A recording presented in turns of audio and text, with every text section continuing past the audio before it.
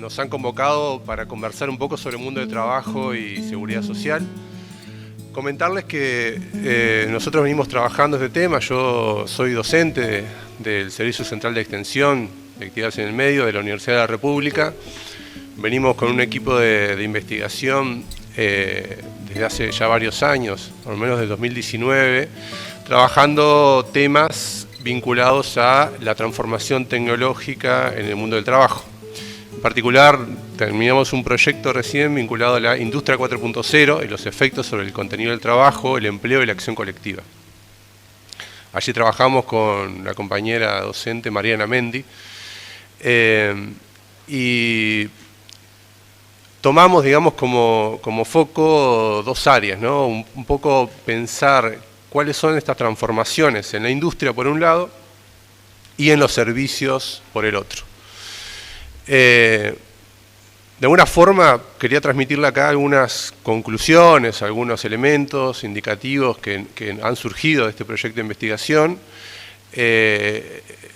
un poco en general, pero en particular a partir de algunas conclusiones que hemos tomado en el área de los servicios, y me parece que es indicativo de los problemas que aparecen en el mundo del trabajo en el caso de las plataformas digitales, y que de eso puede servir para pensar cómo algunos problemas de base del mundo del trabajo se arrastran sus efectos hacia la seguridad social. Yo no soy un especialista en seguridad social, pero sí podemos pensar algunas líneas, algunas preguntas para compartir con ustedes aquí. Entonces, en primer lugar, nosotros lo que caracterizamos en el mundo del trabajo, en el caso de la industria, escuchaba a Milton hace un ratito en la presentación, y tanto en el caso de la industria como en los servicios, aparece con claridad esta idea de que la pandemia, durante la pandemia, podemos decir, la pandemia fue una suerte de laboratorio del capital en relación a la experimentación sobre el mundo del trabajo. Y en ese sentido, sí aparece una aceleración tecnológica y de introducción de tecnología y de transformaciones tendenciales dentro del mundo del trabajo.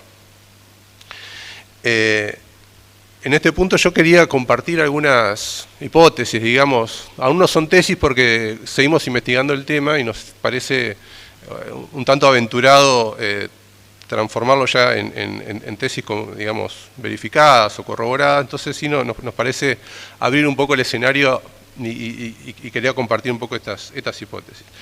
En primer lugar, consideramos que Uruguay vive una suerte de transición.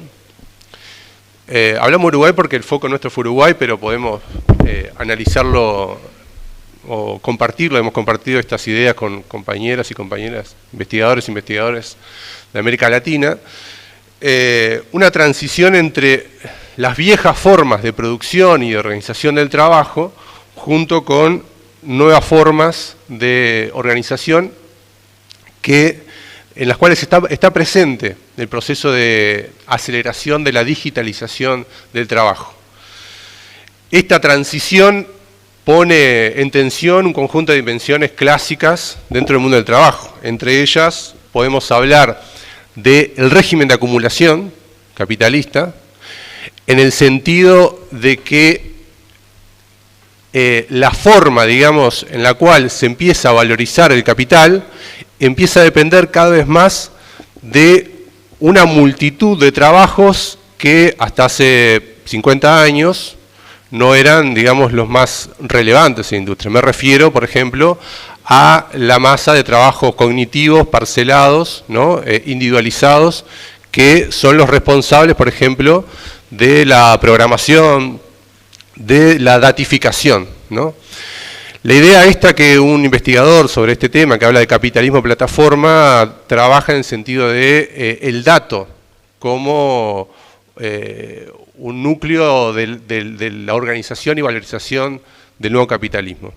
Entonces, la datificación aparece, digamos, como una transformación central, es decir, cada vez más las empresas tienen en su seno un proceso que se denomina la gestión algorítmica, ¿no?, del trabajo. Es decir, poder controlar el trabajo mediante la introducción de distintos dispositivos, ¿no? Hoy lo más conocido es la inteligencia artificial, pero hay muchos otros.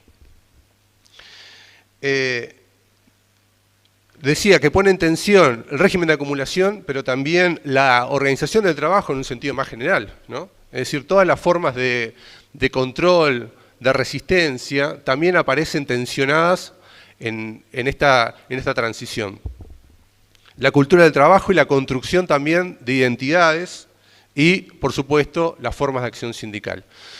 Estos elementos que quizás nombrados así pueden decir mucho o pueden decir poco, son para nosotros un poco las claves de esta transición y podemos ubicar estos grandes problemas de la transición hacia la digitalización del trabajo en cada una de estas dimensiones. Pero quizás como segundo elemento de este conjunto de hipótesis que quiero comentar con ustedes, es una suerte de paradoja, digamos, en el desarrollo, digamos, entre el desarrollo tecnológico, entre esta potencia que adquiere el desarrollo tecnológico y la destrucción de los derechos laborales, ¿no? Pareciera algo así como aquello que decía Dickens, ¿no?, a inicios del siglo XIX, esta idea de que Dickens habla en Historia de dos ciudades, dice algo así como era el mejor de los tiempos, era el peor de los tiempos, ¿no? Es decir, una época de alumbramiento donde todo parece posible y a su vez una época de desesperación, ¿no?, y de destrucción. Y esto pareciera también, digamos, tener contenido esta época, este tiempo, donde la tecnología nos anuncia, ¿no?, la inteligencia artificial y todo este desarrollo tecnológico nos anuncia una suerte de futuro esperanzador, ¿no?, pero a la vez la realidad del mundo del trabajo aparece bajo una tendencia de precarización, digamos, más persistente, ¿no?, más avanzada. Entonces, en este sentido, y yendo un poco, juntando un poco esta idea con las plataformas en particular, nosotros lo que estamos viendo es, y el libro que editamos hace unos meses, que comentaban hace un ratito, Emprendedores Ya, Capitalismo Plataforma de Uruguay, señala el contenido un poco de esta idea. ¿En qué sentido? En que estos trabajadores y trabajadoras, que son en su mayoría migrantes, ¿no?, un 60% son migrantes, son trabajadores y trabajadoras muy calificadas. Para poner un caso, en el caso de los venezolanos, el 77% de quienes trabajan en plataformas tienen estudios terciarios, ¿no?, y casi el 40% tienen estudios terciarios terminados. Entonces hay profesores, hay hasta ingenieros, ¿no?, que están repartiendo. Que tienen condiciones laborales donde trabajan más de 50 horas, 58 horas semanales, 60 horas. La semana pasada tuvimos una reunión con parte de estos colectivos y nos contábamos que la semana pasada trabajé 72 horas. 72 horas. Y la anterior había trabajado 62, 64. ¿No? Y esa es la normalidad. Y trabajan todos los días, ¿no? La encuesta también muestra este trabajo que no hay un día de descanso, ¿no? Pero además las condiciones de trabajo son, además de esta cantidad de horas, son tremendas, porque son trabajadores que están controlados por un algoritmo, ¿no? Un algoritmo que los rankea entre el 1 y el 5, ¿no? Entonces, para poder elegir los mejores horarios, los mejores días, para poder tener en definitiva un salario que a veces no llega a los 30.000 pesos, tienen que trabajar esta cantidad de horas, pero tienen que tener un ritmo de trabajo extremadamente extenuante. O sea, son 12, 14, 16 horas de trabajo para entregar inmediatamente el pedido, si no si entrega mal el pedido, si tiene un accidente, si sucede algo en la calle, o tienen demoras, o un día se cansaron y se enfermaron y no pudieron ir a trabajar, inmediatamente el algoritmo los baja del ranking. Y por lo tanto, no pueden acceder, digamos, a los mejores pedidos, los mejores horarios, etc. En esta idea pareciera que el algoritmo es el que gobierna. Pero en realidad detrás del algoritmo hay una relación social, porque en definitiva toda tecnología es una relación social humana, ¿no? Y por lo tanto hay una ética, hay una política, hay una dirección, hay una gestión de las empresas que organizan el proceso de trabajo, de forma algorítmica, de forma donde la inteligencia artificial interviene, pero en la conciencia de los trabajadores y trabajadoras esto aparece bajo la relación de uno con su celular, ¿no? Entonces aparece una forma extrema del fetiche expuesto ahí en el algoritmo. Entonces, esta idea de paradoja, decía yo, entre porque ustedes saben, bueno, por ejemplo, en las plataformas son empresas que son internacionales. En el caso de Uruguay, Pedido Ya, sucede, la empresa madre se llama Delivery Hero, es una empresa alemana que tiene, digamos, su despliegue en todo el mundo, ¿no? En Asia, en África, en América Latina, en Europa, salvo en Alemania. Pero se aprovecha de las condiciones de superexplotación del sur del mundo, en particular, para el desarrollo de enormes ganancias de estas empresas.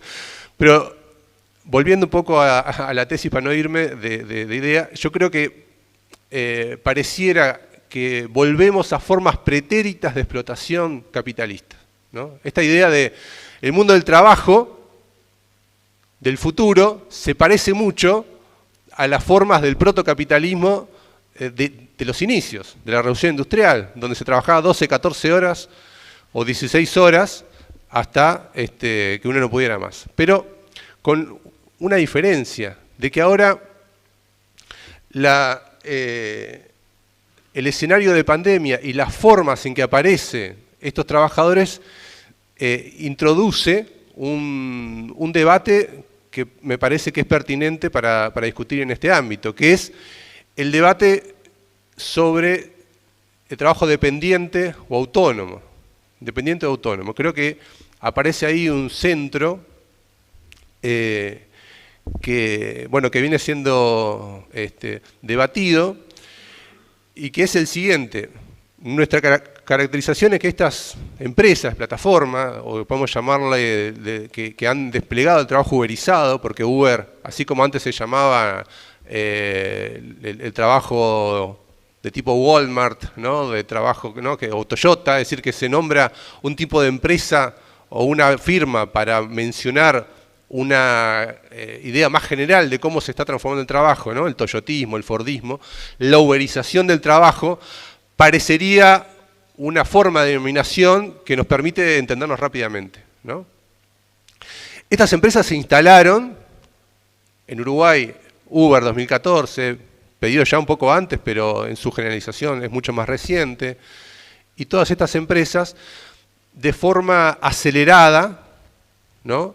Violando y salteando toda legislación protectora del trabajo y generando lo que nosotros denominamos una situación de hechos consumados.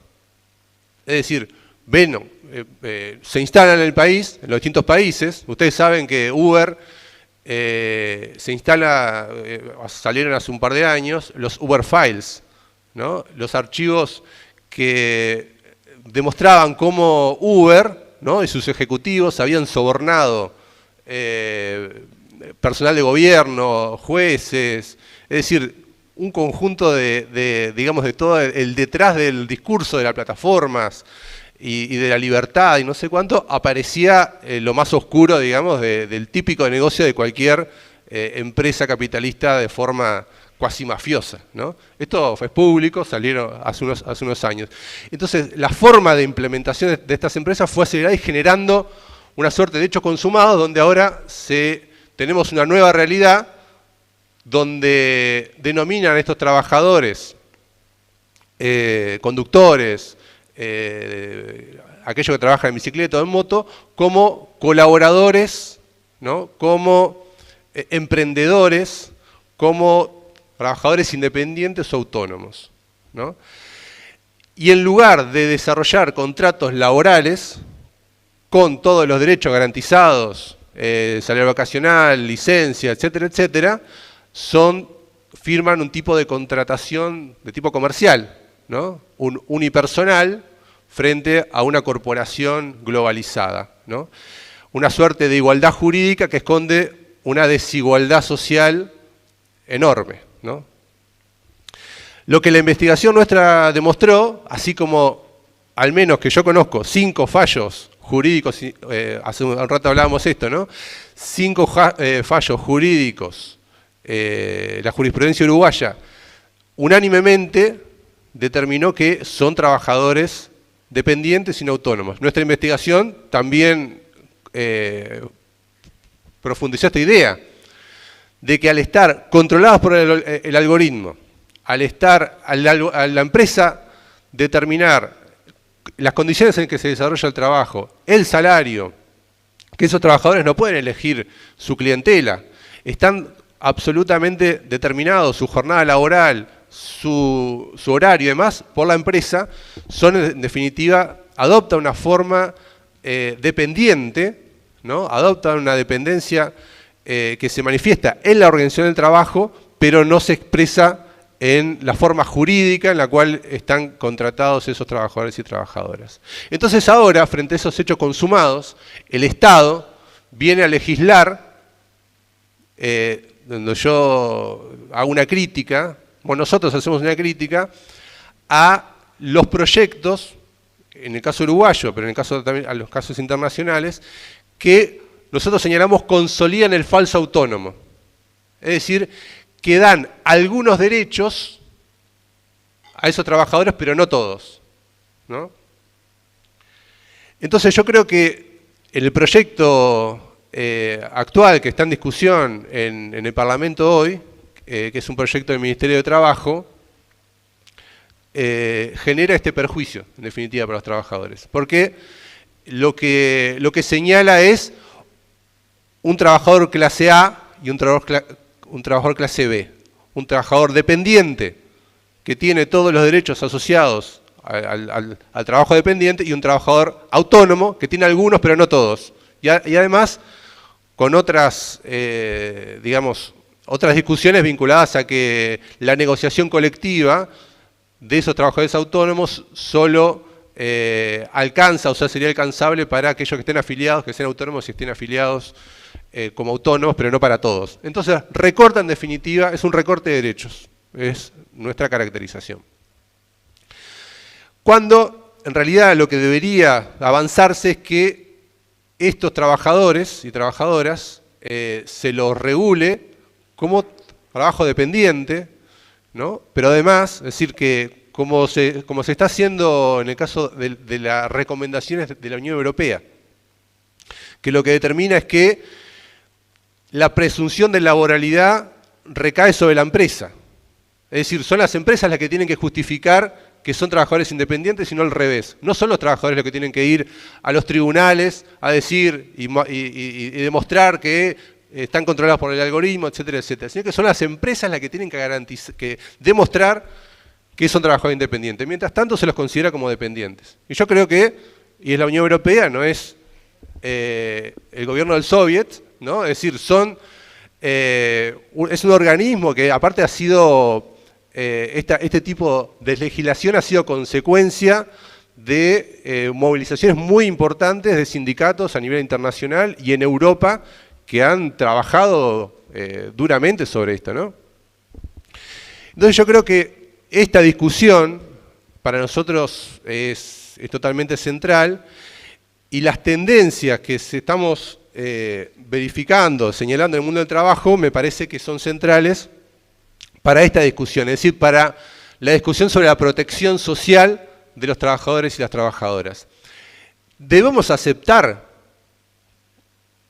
que un sector de la clase trabajadora tenga unos derechos y otros tenga ninguno o tenga poquitos. Debemos aceptar que no sean las empresas las que se responsabilicen por la reproducción social de ese trabajador. Esas son algunas de las preguntas que nos parece central poner a debate. ¿No serían las empresas las que tendrían que pagar las cotizaciones de los trabajadores y las trabajadoras? Porque además aparece algo que nosotros estamos discutiendo las plataformas y parecería que estamos hablando de 1.500 trabajadores, 2.000 por acá o 3.000 por allá, pero yo me detuve en esto porque es lo más visible. Pero estas formas de trabajo uberizado se están expandiendo, es una tendencia que está creciendo, porque son los conductores, son los trabajadores en bicicleta, en moto, pero también es el teletrabajo, el home office. Son plataformas que están avanzando sobre también abogados, médicos y otros tipos de formas de trabajo, expandiéndose de forma muy acelerada, el trabajo doméstico, ¿no? Hay plataformas de trabajo doméstico bajo unas formas muy parecidas a esta que estoy mencionando. Por lo tanto, hay una tendencia allí que entendemos que se está desarrollando ampliamente. Acá un dato que me corregirán los compañeros de Cuesta Duarte. El crecimiento de empleo entre 2019 y 2022 en Uruguay, una parte estaba sostenida, al menos, en el crecimiento del cuentapropismo, ¿no? Esto lo leí en un informe del propio Cuesta Duarte. Yo había leído una cosa así como que eran cerca de 400.000 trabajadoras bajo cuenta propia, de 800.000 y pico de asalariados. Y que entre 2019 y 2022 había crecido un 17%. Y el crecimiento viene desde atrás, ¿no? Desde la década del 90 en adelante. Es decir, son tendencias de largo plazo. Pero si esto se sigue desarrollando, es decir, el cuentapropismo, la forma de trabajo autónoma, independiente, tiene efectos de arrastre hacia la seguridad social. Y déjenme decir una última tesis y algunos comentarios y preguntas sobre la seguridad social para compartir. Yo creo que el principal desafío para el movimiento sindical, para el mundo del trabajo en general, no tiene tanto que ver, y comparto esto con lo que señalaba Milton hace un rato, no tiene tanto que ver con lo que parece novedoso, que es la tecnología, la introducción tecnológica, la inteligencia artificial. Todo esto es novedoso, digamos, está pegando saltos importantes, pero creo que lo más difícil de ver o lo más complejo es pensar que la tendencia principal o el principal problema es la reindividualización del trabajo. Yo creo que ese es el principal problema para la acción sindical, pero también, digamos, para pensar el mundo del trabajo en general. Es decir, una reindividualización que tiene que ver con lo siguiente, tiene que ver con formas del trabajo que están individualizando los colectivos de forma física, atomizándolos, ¿no? Pero también individualizándonos en la conciencia. Y acá aparece algo que es parte, digamos, del trabajo que venimos desarrollando, que es la idea del emprendedor.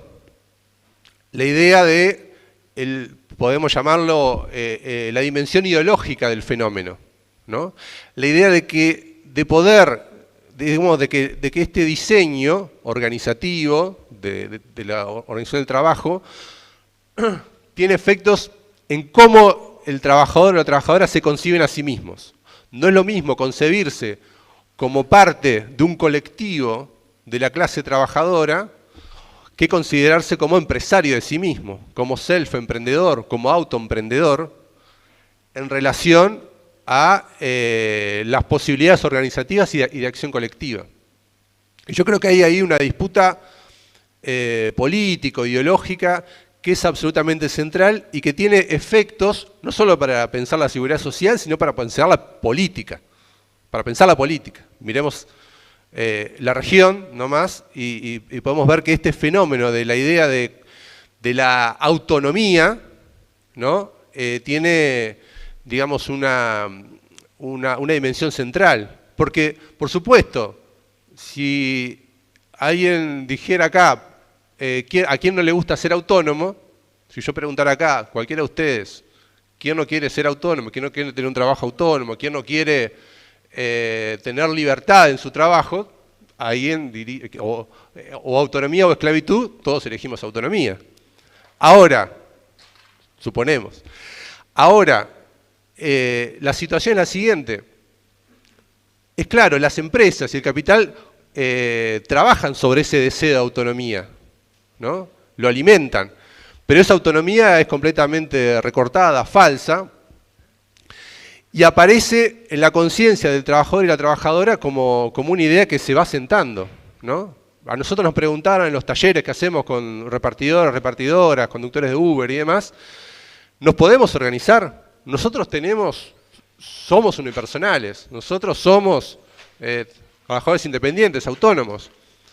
Y yo creo que es un debate que no está saldado por el movimiento sindical, no está saldado en general, pero es el debate, ¿no?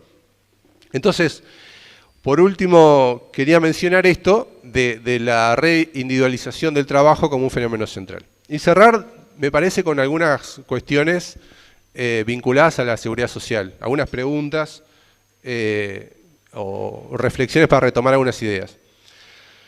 La primera es que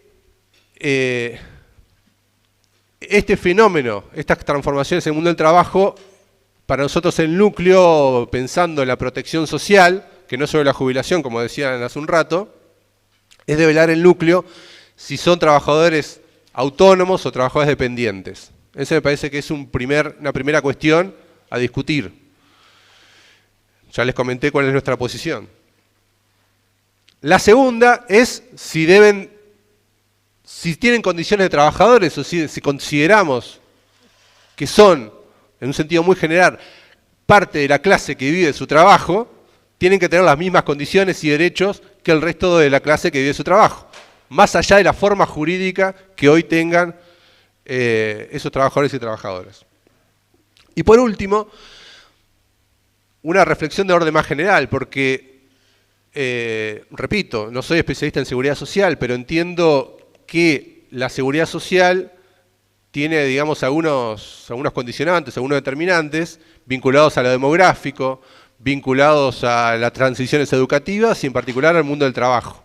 Es decir, lo que pasa en el mundo del trabajo va a tener efectos en el futuro de la seguridad social. Entonces, si tenemos un mundo del trabajo cada vez más precarizado, si tenemos un mundo del trabajo que cada vez tiene salarios más deprimidos, si tenemos un mundo del trabajo donde las empresas dejan de aportar a la seguridad social y son los propios trabajadores los que aportan bajo estas formas, entonces vamos a tener efectos de corrosión de la seguridad social, vamos a tener efectos de debilitamiento de la seguridad social, del sistema de seguridad social. Y yo creo que esta es la gran tensión que tenemos para el futuro, porque no alcanza, entiendo, y disculpen si me meto en terrenos que no conozco, no alcanza solo con la transformación jurídica o constitucional de colocar derechos en torno a la seguridad social, sino también discutimos y transformamos el mundo del trabajo y la organización del trabajo, digamos, y lo que está sucediendo en la base. Yo creo que este es un poco los grandes problemas y los desafíos que tenemos pensando en la seguridad social y el mundo del trabajo. Muchas gracias.